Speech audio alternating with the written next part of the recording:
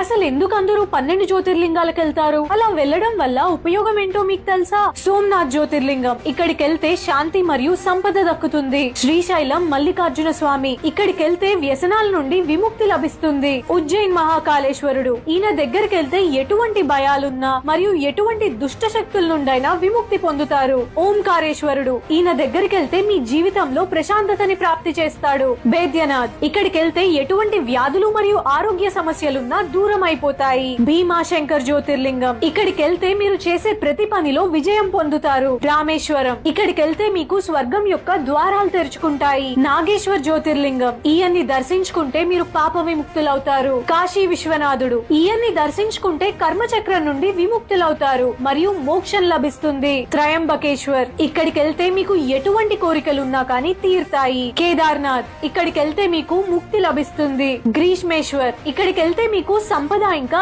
ఆయురారోగ్యాలు లభిస్తాయి. మీరు ఇప్పటి వరకు ఎన్ని జ్యోతిర్లింగాల్ని దర్శించుకున్నారో కామెంట్స్ లో తెలపండి.